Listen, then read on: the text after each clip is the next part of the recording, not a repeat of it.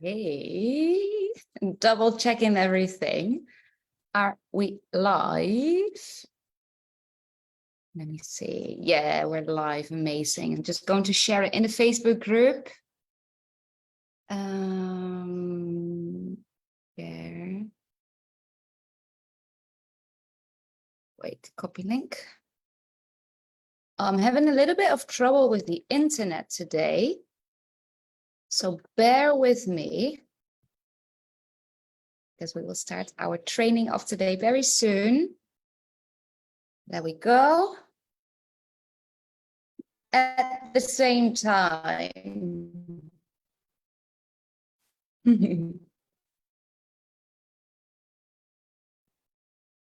At the same time, checking connection. When you're watching, if you're watching us on Facebook, can you hear us all right? Looks like we're live on Instagram as well. Fantastic. So please let me know if you can hear me all right. I'm just going to double check our Instagram connection again.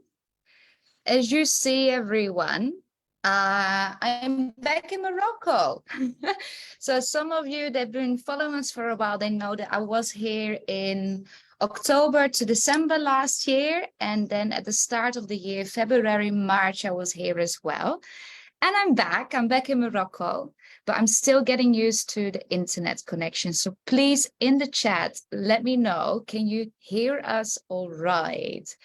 Hey, Russ, can you hear me all right? Now, today's training, I asked you yesterday on Instagram, what is it that you would like to learn about, or what would you like to know more about? And you all voted for communication errors. So that's what I'm going to speak about. I'm going to speak about the communication, the biggest errors really that we make when we teach yoga in English. And I think if you, excuse me, let me turn off WhatsApp, or if you teach yoga in another language that's foreign to you, this could apply as well. So it really is about communication errors when we speak, when we teach yoga. All right, what are those communication errors? I've got 5 for you, 5 mistakes, but I want to start with the biggest mistake, which is not actually about the language or communication itself, but the biggest mistake is something about your attitude or your mindset, right? So let me tell you what that is. The biggest mistake is actually not making mistakes, not making errors, not allowing yourself to try to say what you want to say, or to make a mistake because you fear that people judge you, that they have an opinion on your accent, that they think that you're stupid because you don't know a certain word, or you mispronounced it, or you put the words in the wrong sentence order. There's a lot of reasons why we don't allow ourselves to make mistakes. But I believe that that is really the biggest mistake, because if you don't allow yourself to make errors when you're speaking, or when you're learning a language specifically, and more specifically, when you learn English to teach yoga, you are stuck in a comfort zone. That comfort zone means that you always keep using the same words. And when you keep using the same words, you feel very repetitive. And maybe you think that you're boring, right? Maybe this sounds familiar to you. Write in the chat, does it sound familiar to you?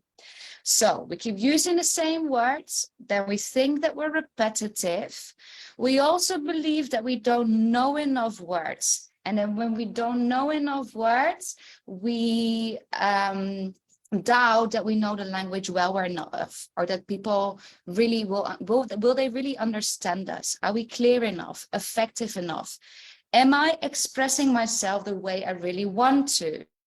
If your vocabulary knowledge is limited, you probably aren't, because the amount of words that you know in your first language is much higher than words that you know in a foreign language, because you're studying, right? More so if you're new to teaching yoga in a foreign language. And for those here, new to teaching yoga in English. So it's the same amount of way, but we can develop that, right? To develop that is to practice yourself, to allow yourself to find synonyms, find all words